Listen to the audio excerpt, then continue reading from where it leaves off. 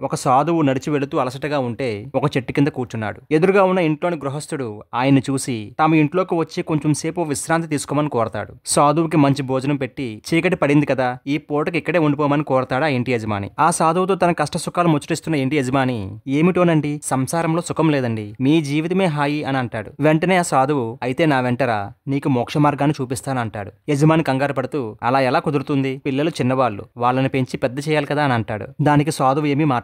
కొన్ని సంవత్సరాలు గడిచాయి. ఆ సాధువు మరలా అదే మార్గంలో వస్తూ ఆ ఇంటిని చూసి ఆగుతాడు. ఆయన చూసిన యజమాని సాదరంగా ఆహ్వానించి అతిథి మర్యాదలు చేస్తాడు. మాటల మధ్యలో సాధువు, మీ పిల్లలు ఇప్పుడు పెద్దవాళ్ళు అయ్యారు కదా, నా వెంటరా, నీకు మోక్ష మార్గాన్ని చూపిస్తానంటాడు. ఆ మాటకు యజమాని తడబడుతూ, ఇప్పుడే కాదు స్వామి, పిల్లలు స్థిరపడాలి, వాళ్ళకి పెళ్లిళ్లు చేయాలంటాడు. ఇంకొన్ని సంవత్సరాలు గడిచాయి.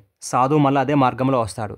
యజమాని చూసి ఆయనకు ఆతిథ్యం ఇస్తాడు. సాధువు అంటాడు, ఇప్పుడు నీ పిల్లలు స్థిరపడ్డారు, వాళ్ళకి పెళ్లిళ్ళు కూడా చేశావు, ఇప్పుడు నా వెంటరా, నీకు మోక్ష మార్గాన్ని చూపిస్తానంటాడు. ఆ సాధువు అన్న మాటకి యజమాని కొంచెం విసుగు చెందుతూ, పిల్లలకి డబ్బు విలువ తెలియదు, అందుకని నేను సంపాదించిందంతా చెట్టు కింద పాతి పెట్టాను, వీలు చూసుకుని వాళ్ళకి చెబుతాను, ఒక పెద్ద ఇల్లు కట్టుకోవాలి, మీకులాగా నాకు ఎలా కుదురుతుంది స్వామి అని అంటాడు. మరికొన్ని సంవత్సరాలు గడిచాయి. సాధువు మళ్ళీ అదే మార్గంలో వస్తూ ఆ ఇంటి వంక చూడకుండా వెళ్ళిపోతూ ఉంటాడు. ఆ యజమాని కొడుకు గమనించి సాధువుని ఇంట్లోపలికి ఆహ్వానిస్తాడు. అతను తమ తండ్రి మరణించాడని చెబుతాడు. సాధువుకి కొంచెం బాధ అనిపిస్తుంది. ఇంట్లో ఆతిథ్యాన్ని స్వీకరించి బయటకు వచ్చాడు. ఇంటి ఎదురుగా ఉన్న ఒక చెట్టు కింద ఒక కుక్క కూర్చొని ఉంది. సాధువు అనుమానంగా దాని వంక చూశాడు. సందేహం లేదు, యజమాని కుక్కగా పుట్టాడనుకుని సాధువు మంత్రజలం దాని మీద జల్లి, ఏమిటి నీ పిచ్చి మోహం, కుక్కగా పుట్టి ఇంటికి కాపలా కాస్తున్నావా, నా వెంటరా, నీకు మోక్ష మార్గాన్ని చూపిస్తానంటాడు. కుక్క రూపంలో ఉన్న యజమాని అప్పుడు కూడా ఆయన మాట వినలేదు. ఎందుకంటే నేను ఇక డబ్బు దాచిన సంగతి పిల్లలకి చెప్పలేదు, ఎవరూ దోచుకోకుండా చూడాల్సిన బాధ్యత నాదే కదా అని అంటాడు. మళ్ళీ కొన్నాళ్ళకి ఆ సాధువు ఆ దారిన వస్తూ ఆ ఇంటి వైపు చూస్తాడు. కుక్క కనబడలేదు. పక్కవారిని అడిగితే